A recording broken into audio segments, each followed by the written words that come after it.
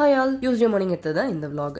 எந்திரிச்சதுனவோ சீக்கிரம் தான், பட் கொஞ்சம் கண்ணு சைடு வாங்கிக்கிடுச்சு, கண் கட்டி வந்திருக்கு.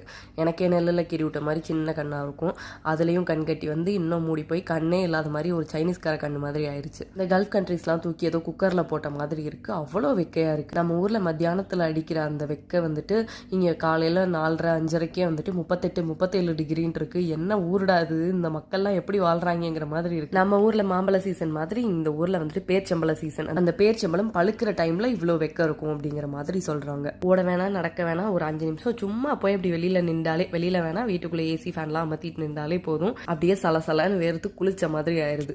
பகல் கூட பரவாயில்லடா நினைக்கிற அளவுக்கு நைட் அவ்வளோ ஹியூமிடிட்டி இருக்கு. அந்த புழுக்கம் வந்துட்டு எப்படின்னா ஒரு 50 டிகிரி ஃபீல் பண்ற அளவுக்கு நைட்ல கல்ஃப் கண்ட்ரீஸ்ல வேலை பார்க்குற எல்லாருக்குமே ஒரு பிக் சல்யூட். சரி, அன்னைக்கு டிஃபன் பாக்ஸ்க்கு என்ன பேக் பண்ணணும்னு பார்க்கலாம். பிரேக்ஃபாஸ்ட்டுக்கு சப்பாத்தி அண்ட் கிரீன் சால்னா சமையல் வித் ஷாரன் பேஜ்ல பார்த்து ட்ரை பண்ணேன். லஞ்சுக்கு egg rice, meal maker, try fry, apple juice and bread halwa. இதோட கடை சாத்திக்கிறேன்.